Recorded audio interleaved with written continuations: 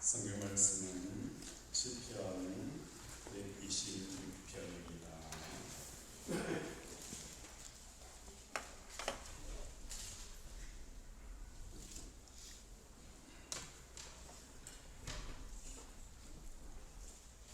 여호와께서 시온의 표로를 돌려보내실 때에 우리는 꿈꾸는 것 같았도다. 그때 우리 입에는 웃음이 가득하고 우리 혀에는 찬양이 찼도다. 그때 우리 나라 가운데서 말하기를 여호와께서 그들을 위하여 큰 일을 행하셨다 하였도다. 여호와께서 우리를 위하여 큰 일을 행하셨으니 우리는 기쁘도다. 여호와여 우리 그를 남방 시내를 같이 풀어주옵소서. 눈물을 흘리며 씨를 뿌리는 자는 기쁨으로 거두리로다. 울며 씨를 뿌리러 나가는 자는 반드시 기쁨으로 긴 소식감을 가지고 돌아오리로다. 아멘. 예수 그리스도의 뜻과 잔을 우리가 남은 생애 가운데 늘 기념하면서 예수 그리스도의 죽음이 나의 죽음이 되어지고 또한 그 죽음을 통하여서 생명의 부활에 이르는 우리 권속들이 되어지기를 주님 이름으로 축원을 드립니다. 아멘. 이 시간 우리 서로 인사하겠습니다. 사랑하고 축복합니다. 사랑하고 축복합니다. 하나님의 사랑과 복이 가득 부어지기를 주님의 이름으로 축원을 드립니다. 아멘. 우리의 인생을 살면 살수록 가지면 가질수록 높이 올라가면 올라갈수록 인생이 참 무료하다라고 느끼게 되어집니다.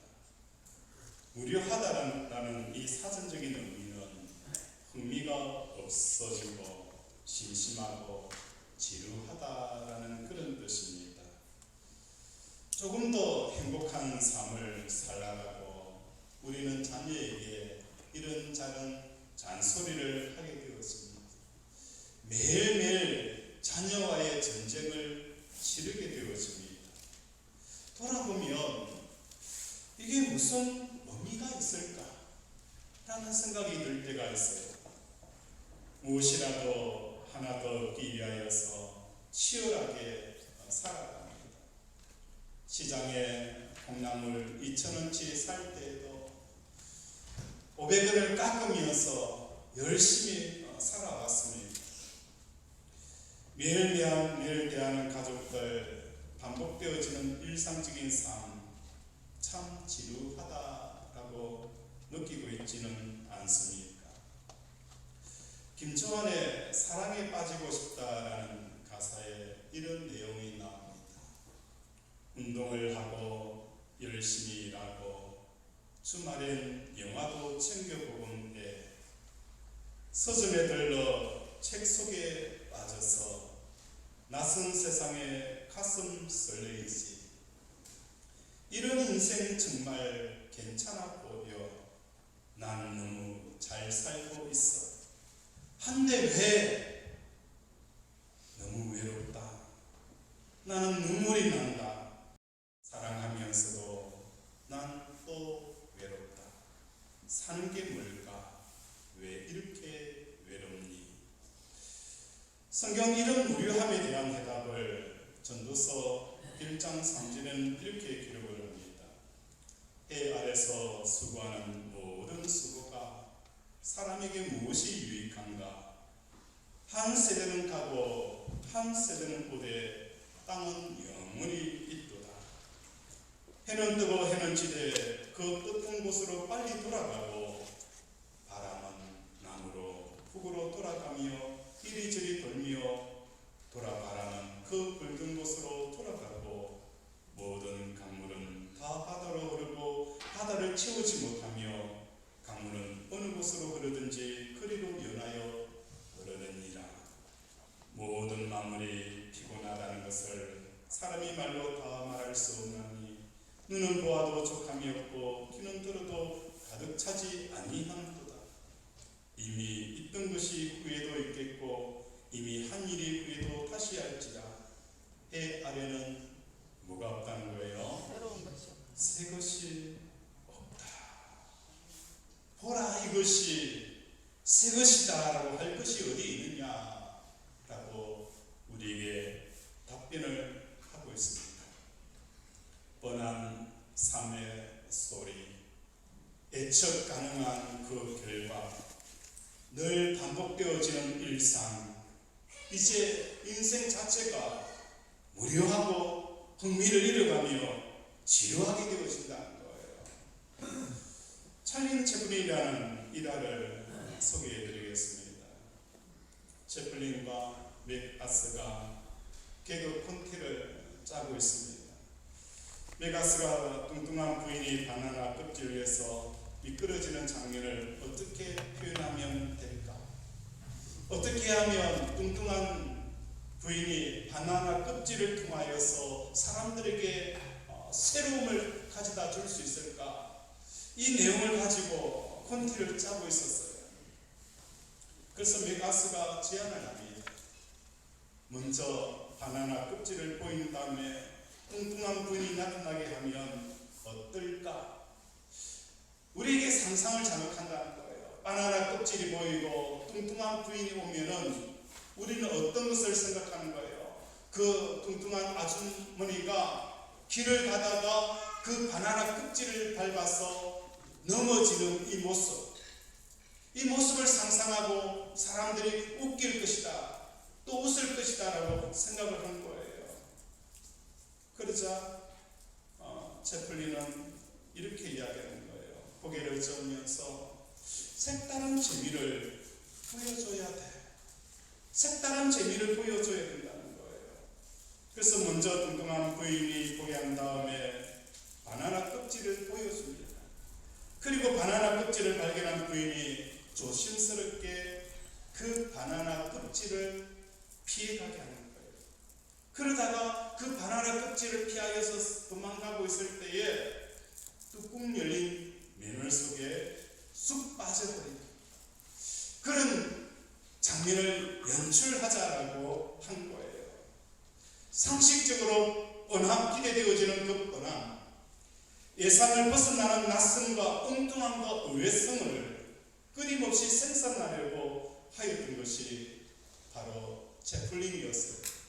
그래서 지금도 오늘날에도 많은 사람들이 채플린의 작품을 보면서 감상하며 그것을 통하여서 영감을 얻는다라고 많은 사람들이 이야기를 한다는 거예요.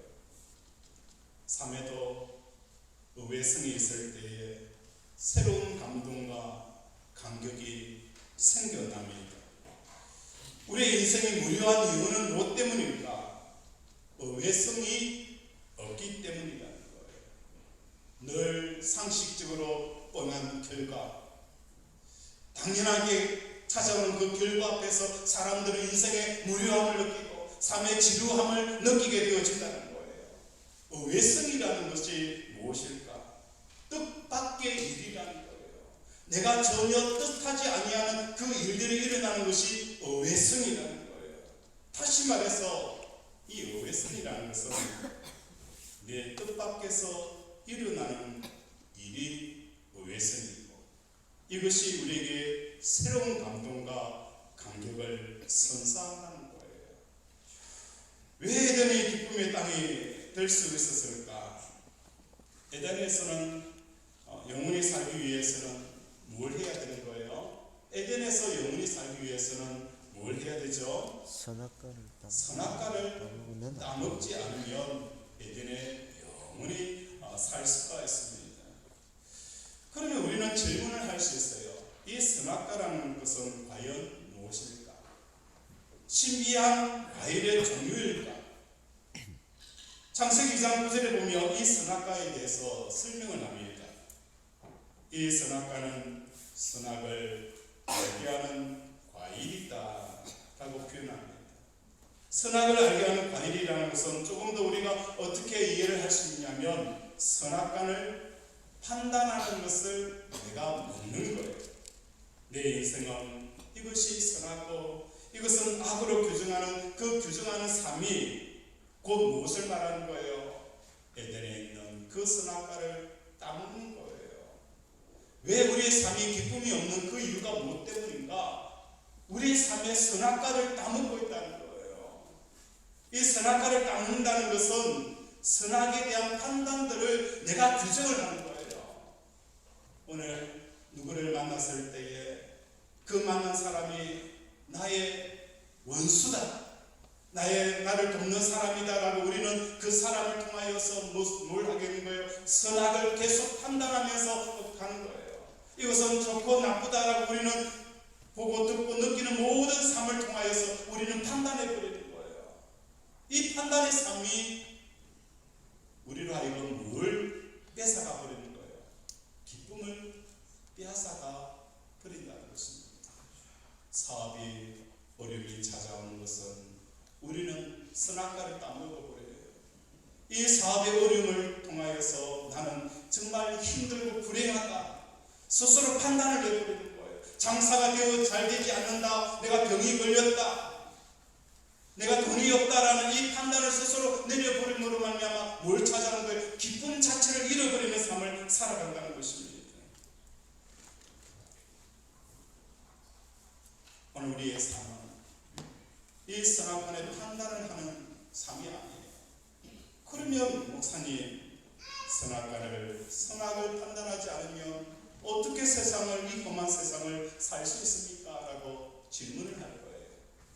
우리는 어떤 사람들입니까? 스스로 선악을 판단하는 사람이 아니라 하나님이 선하다, 하나님이 악하다라는 이 선악과 판단을 우리가 믿음으로 받아들이는 삶을 살아가는 게 그리스도인들이라는 거예요. 그래서 내 삶이 어려운 이 상황도 하나님이 악하다라고 하기 전까지는 우리는 우리의 그 판단을 내려놓는 거예요. 내가 외롭고 힘들다라는 이 판단을 스스로 판단하기 전까지 우리는 뭘 하는 거예요? 그 판단을 유보하며 하나님 앞에 하나님의 판단을 구하는 거예요. 하나님, 이 상황과 이 사건이 과연 하나님께서 무엇으로 말씀하시고 규정하는지 그 말씀을 듣기를 원합니다. 하나님의 판단을 받아들이는 것이 뭐예요? 우리의 믿음이라는 거예요. 하나님, 이 사람이 나의 돕는 사람인지, 이 사람이 나를 해하는 사람인지, 하나님의 판단을 묻는 이 삶이 바로 하나님의 판단을 받아들이는 믿음이라는 것입니다. 내 뜻과 판단이 없기 때문에 모든 것이 의외성으로 작용을 하게 되어진다는 거예요.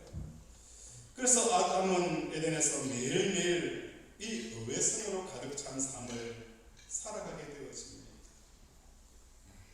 그 에덴에 있으면서 한 포기의 풀을 보면서 아담은 감동을 하는 거예요. 감격을 하게 되어지는 거예요. 왜? 내가 판단하지 않고 하나님의 판단을 받아들이니까 이 나무 한 포기에도 뭘 하는 거예요? 하나님의 의외성이 나타나서 우리는 기뻐하고 감사하고 하나님의 사랑과 하나님의 크기들을 우리는 느끼며 체험하게 되어진다는 거예요. 에덴을 향한 하나님의 준비하신 아담과 하와는 너무 기뻐할 수밖에 없었다는 거예요. 찬송가 가운데 참 아름다워라 주님의 세계, 이 찬양을 우리가 부르게 되어지면 내 주위와 환경을 돌아보면 정말 죽을 것 같고 힘들 것 같은데 이 찬양을 부르다 보면 어느 순간 우리의 마음속에 뭐가 흘러넘치는 거예요. 그래, 나에게 오는 이 어려움도 감사가 되어지고 또한 기쁨이 되어지고 말할 수 없는 하나님의 은혜가 되어지는 것을 발견하게 되어진다는 거예요. 이런 은혜가 우리 사랑하는 권속들의 삶 가운데 부어지기를 주님의 이름으로 축원을 드립니다. 오늘 본문은 약 70년 동안 바벨론에서 포로 생활을 마친 이들의 모습을 표현하고 있습니다. 바벨론이 페르시아로 말미암아 망하게 되어지고 페르시아 초대 왕인 그 고레스 왕의 칙령을 통하여서 고국으로 유다 예루살렘으로 올라가서 이스라엘 하나님 여호와를 성전을 건축하라. 이 고레스의 칙령에 따라서 그들이 70년 포로 생활을 마감하고 다시 고향인 예루살렘으로 돌아오게 되어지는 거예요. BC 537년 1차 포로 기한이 이루어지고 그로부터 79년 후에 2차 포로 기한이 이루어졌고 마지막으로는 BC 443년에 3차 포로 기한이 이루어져서 포로 기한이 마무리되어집니다. 오늘 시는 79년 사이에 어느 지점에 1차 포로 기한 때에 돌아온 사람 중에 아직 돌아오지 못하는 그 사람들을 생각하면서 부르는 노래가 바로 이 노래였습니다. 79년이라는 세월은 참 깁니다. 포로 생활보다도 더 그 긴 틈 속에서 시편 기자는 자기 동족이 언제 귀환할 것인지 마음이 답답한 거예요. 그래서 1절과 2절을 부르면서 우리가 포로로 귀환하였던 것처럼 다시 한번 남아있는 그 동족이 돌아올 수 있는 그 마음들을 표현하는 것이 1절과 2절입니다. 우리 1절, 2절 한번 읽어보도록 하겠습니다. 시작.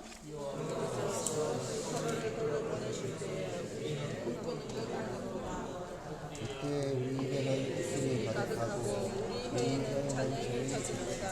그때 나라 가운데서 말하기를 여호와께서 그들을 위하여 큰 일을 행하신다 하였도다.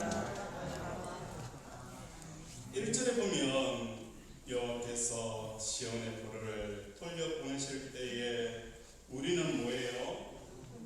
꿈꾸는 것과 같았더라. 꿈꾼다는 것은 뭘 말하는 거예요? 자기가 생각할 수 없었던 일들이 일어난 거예요. 자기가 계획할 수 없었던 일들이 뭐예요? 일어나는 것이 뭡니까? 꿈을 꾼다는 거예요. 이 어회성이라는 거예요. 이 어회성을 철저하게 경험하는 게 뭡니까? 꿈꾸는 것과 같았더라 라고 말씀을 하고 있어요. 이전에도 뭘 말하는 거예요? 문나라 가운데서 말하기를 여호와께서 그들을 위하여서 뭘 행하였다는 거예요? 큰 일을 행하였더라. 믿지 않는 이방인 나라 사람들도 이스라엘 백성이 뭐예요? 페르시아에서 바벨론 다시 돌아온다는 이 놀라운 역사는 있을 수도 없는 일이에요. 있을 수도 없는 이 일들이 일어났다라고 말하고 있다는 거예요. 심지어 뭐까지 하는 거예요? 그들에게 포로로 잡아갔을 뿐만 아니라 가져갔던 모든 성전의 기구들을 다 내어주면서 너희의 나라로 돌아가서 성전을 건축하라. 무너져 있는 그 성전을 다시 재건하라. 그 모든 성전의 기구뿐만 아니라 더 많은 돈을 주어서 자기의 나라로 다시 돌아가게 하는 이 놀라운 일들은 그들의 생각에서는 꿈꾸는 것 같고 이방 사람들도 이것은 우리 하나님이 하시지 않고서는 있을 수 없는 그 의외성이 일어났다라고 이야기를 하고 있어요. 그런데 이 일로부터 오랜 시간이 흘렀어요. 2차 포로 귀환이 이루어져야 되는데 이런 하나님의 놀라운 의외성이 나타나서 다시 남아있는 그 이스라엘 백성이 다시 돌아와야 되는데 79년이라는 세월이 지나도 2차 포로 귀환이 이루어지지 않는 거예요. 왜 이루어지지 않는지 그 이유는 자세하게 모르겠지만 이루어지지가 않는 거예요. 그래서 시편 저자는 4절을 노래합니다. 우리 4절 함께 읽겠습니다. 시작. 여호와여 우리의 포로를 남방의 새들같이 돌려보내소서. 여호와여 우리를 포로를 남방 시내들같이 돌려보내소서. 그 기도가 담겨져 있어요. 여기서 남방이라는 것은 유대 땅의 풀무지였던 네게브 광야를 일컫습니다. 이 네게브 광야에는 사막밖에 없어요. 그런데 우기가 찾아오게 되어지면 졸지에 뭡니까? 이 넓은 사막이 흙탕물이 범벅이 되어져서 마치 강처럼 흘러가게 되어진다는 거예요. 언제 이곳에 날리는 모래바람이 날리고 먼지가 날리는 그 광야였는지 알 수 없을 정도로 그 광야에 뭐가 흘러가는 거예요? 강줄기처럼 물이 쫙 흘러가게 되어진다는 거예요. 시편 기자는 이 해석을 어떻게 우리에게 말씀합니까? 여호와여, 우리의 포로를 남방 시냇물 같이 돌려보내소서. 네게브 땅의 우기로 찾아오게 되어지면 물이 범람하는 것처럼 도련한 그 어회성, 이 사막에 먼지가 날리는 그 사막에 하루 순간에 강이 되어지는 이 놀라운 역사가 일어나는 것처럼 하나님, 이 어회성 남는 불량의 이 산 가운데 하나님이 역사하여 달라는 이 기도가 뭡니까? 사절의 내용이에요. 여호와여, 우리의 포로를 남방 시내들 같이 돌려보내소서. 오늘 우리의 삶의 그 현장에서 하나님의 기적 외에는 다르게 설명할 수 없는 그 힘이 나타나야 할 그 상황, 그 기도가 뭡니까? 여호와여, 우리의 포로를 남방 시냇물 같이 돌려보내소서. 1절에는 마치 꿈을 꾸는 것 같았더라. 이방인들은 여호와 하나님께서 하셨다라는 이 놀라운 역사들을 다시 재현하기를 원하는 시편 기자의 마음이 담겨져 있다는 거예요. 오늘 우리의 삶의 현장을 돌아보기를 원합니다. 하나님의 이런 놀라운 역사와 의회성의 역사가 일어나기를 주님 이름으로 축원을 드립니다. 우리 5절 함께 읽겠습니다. 시작. 눈물을 흘리며 씨를 뿌리는 자는 기쁨으로 거두리로다. 눈물을 흘리며 씨를 뿌리는 자는 뭘 한다고 말씀하고 있어요? 기쁨으로 그 곡식의 단을 가지고 돌아오리라 라고 표현되어져 있어요. 여기서 씨를 뿌리러 나가는 사람들은 어떤 사람들입니까? 수확에 대한 소망과 비전을 품고 나가는 거예요. 제가 지난주에 복숭아 나무 몇 그루를 샀어요. 그걸 사면서 땅에 묻으며 이런 생각을 했어요. 이 신비 복숭아 교회에 심었는데 이것이 뭔가 자라서 열매가 맺혀서 또 우리 성도 한 사람 한 사람이 따먹고 기분 좋아하고 기뻐할 것들을 생각하니까 주문할 때부터 기분이 좋았어요. 이 나무 심어가지고 우리 허집사님 또 우리 윤집사님 그렇죠?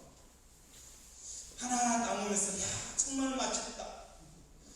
그 주문할 때도 기분이 좋았고 심을 때도 기분이 굉장히 좋았어요. 수확에 대한 꿈과 비전이 있기 때문에요. 그런데 오늘 본문은 어떻게 표현하는 거예요? 씨를 뿌리러 가는 그 상황이 기쁨이고 비전이고 말할 수 없는 그 꿈이 있는 그 자리, 그 자리가 뭘로 표현하고 있는 거예요? 눈물이라는 거예요. 눈물을 흘리며 씨를 뿌리는 자. 다시 말해서 이 말씀은 무엇을 말하는 것입니까? 눈물은 뭐예요? 웃음으로 바뀌고 슬픔이 기쁨으로 바뀌는 그 외성을 표현하기 위한 비유로 설명이 되어진다는 거예요. 지금 기쁨을 나무를 심을 때에 우리는 자연스럽게 뭘 하는 거예요? 무엇을 상상하는 거예요? 뻔한 상상, 뻔한 결과는 뭘 상상하는 거예요? 그 많은 수확들을 생각을 하는 거예요. 그런데 오늘 시편 기자는 뻔한 생각, 뻔한 판단, 뻔한 결과를 생각하는 것이 아니라 의외성을 생각하고 있는 거예요. 지금 눈물로서 나무를 심지만, 씨를 뿌리지만 우리 하나님께서는 이 결과 앞에서 의외성을 가져온다는 거예요. 그 의외성이 뭡니까? 기쁨이라는 거예요.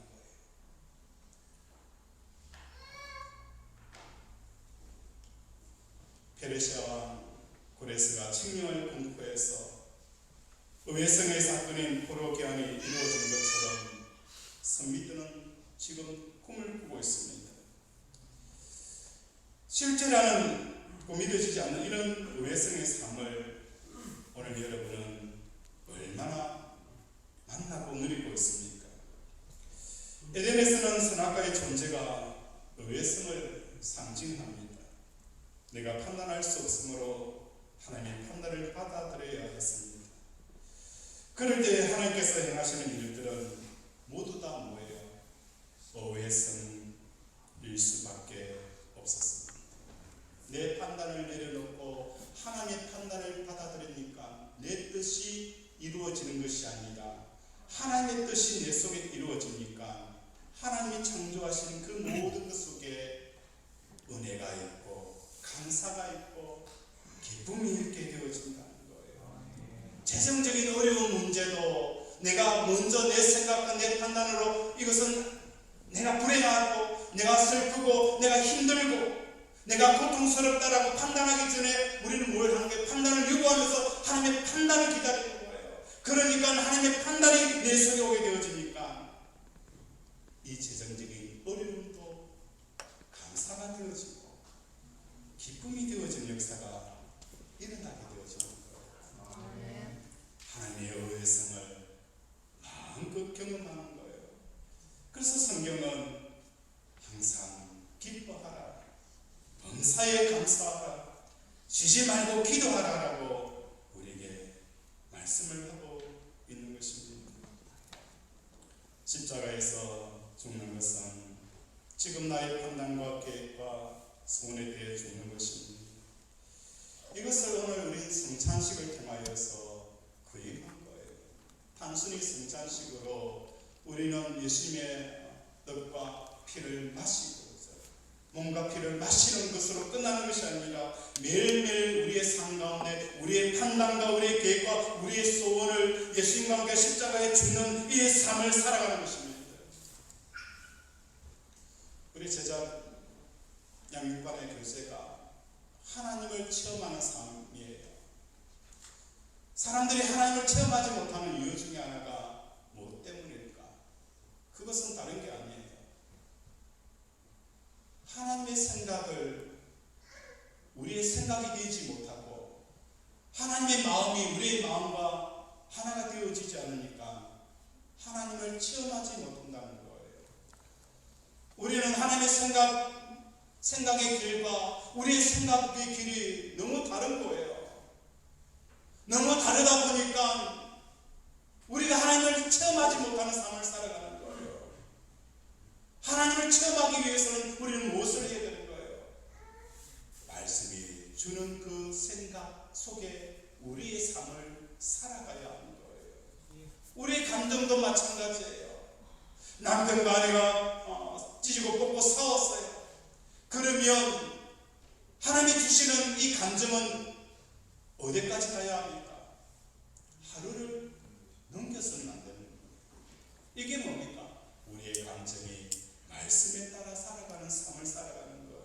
그러다 보면 어느 순간 우리의 삶 가운데 하나님을 체험하는 역사가 일어나게 되어진다는 거예요.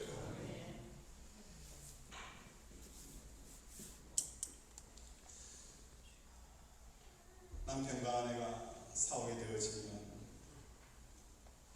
뭐가 되어집니까? 남편과 아내가 마음이 완전히 잼이 되어집니다. 잼이 되어지면은 뭘 볼 수가 없는 거예요. 다음 수를 볼 수가 없는 거예요. 남편을 향하여서 또 우리 가정을 위하여서 어떻게 살아야 되는지 그 수가 보이지 않는 거예요. 수는 누가 더 잘 봅니까? 군수 드는 사람들이 더 잘 봐요. 장기를 끌 때에도 옆에서 보는 사람은 야, 저기 놓으면 이 장기판 이길 텐데, 저기 놓으면 바둑판 이길 텐데라고 옆에 구경하는 사람들이 그 수를 더 잘 봐요. 그러나 본인은 그 수를 볼 수가 없는 거예요. 왜? 지금 이 판에서 내가 내기를 하고 이겨야 되기 때문에 어떻게 하든지 그 판에 오직 마음이 다 붙어 있는 거예요. 그러니까 다음 수가 보이지 않는 거예요. 예수님과 함께 십자가에 죽는 이 삶은 우리로 하여금 남편의 문제, 가정의 문제, 직장의 문제를 한 발짝 뒤로 물러서서 볼 수 있는 그 마음을 생겨주게 하는 것이 십자가를 붙드는 삶이에요. 그렇다 보면 남편을 향하여서 어떤 마음이 보이는 거예요? 하나님의 수가 보이는 거예요. 남편을 향하여서 긍휼한 마음이 생기고, 이런 상황에서는 하나님의 지혜가 임하여서 이런 상황에는 이렇게 해결하면 되겠구나. 십자가를 붙들고 있는 아내는 남편을 어떻게 섬겨야 하는지, 어떻게 사랑해야 되는지, 이 문제를 어떻게 해결해야 되는지 그 수가 보이게 되어진다는 거예요.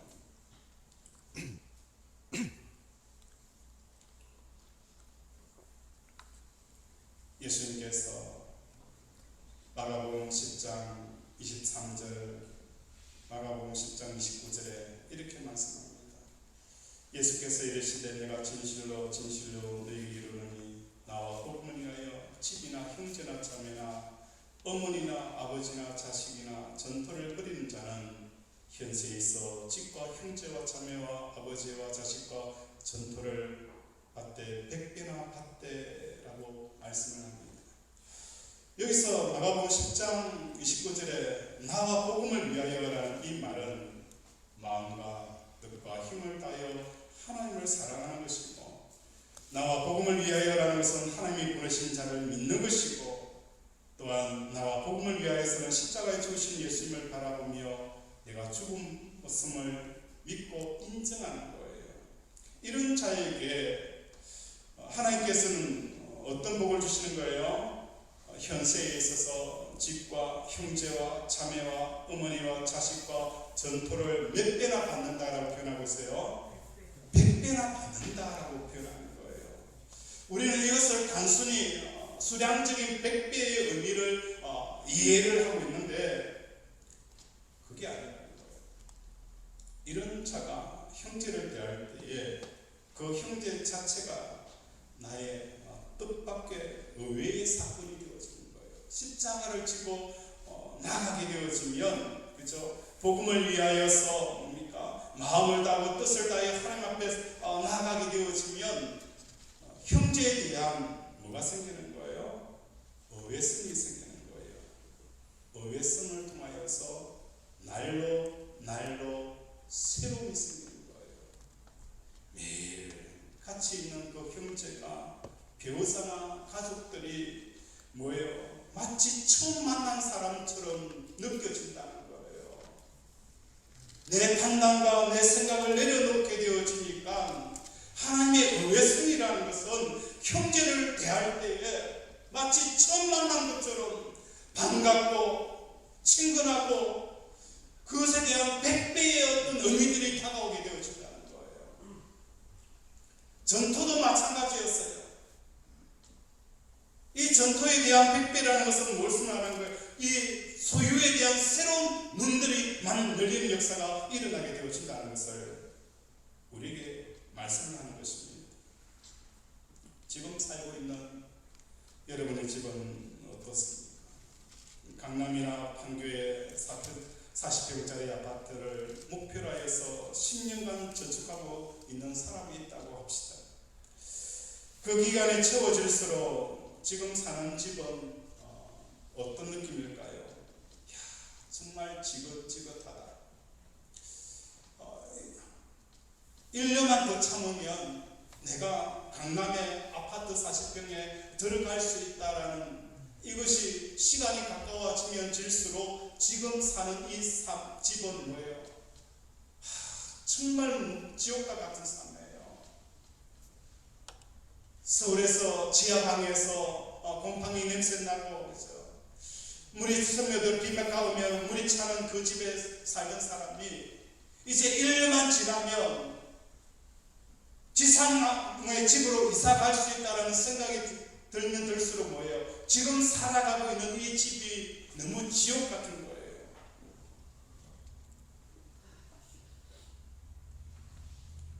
사실평으로 들어간다는 희망이 없으면 25평에 살아갈 수가 없다는 거예요. 그런데 십자가에서 40평에 대해서도 죽고 25평에 대해서도 내가 죽습니다. 그럴 때 여태 살아온 25평 아파트가 새롭게 보인다는 거예요. 새롭게 보인다는 거예요. 이 OS이라는 거예요. 새롭게 보이면서 제로에서 하나님께서 주시는 모든 것들이 감사고 기쁨이 되어지고 행복함으로 찾아오게 되어진다는 거예요. 십자가에서 죽는 하나의 행동이 삶의 뻔함을 사라지게 하고 지루함을 사라지게 하고 반복되어지는 일상을 사라지게 하고 이 삶에 뭘 하는 거예요? 우리의 삶에 무료함을 없애버리는 역사가 일어나는 거예요. 그래서 날마다 새로운 거예요. 아내를 보더라도 아내가 새로운 거예요. 살이 쪄도 아내가 새롭고요. 바가지를 긁어도 아내가 새로운 거예요. 자식이 이런저런 문제를 일으켜도 날마다 새로운 거예요.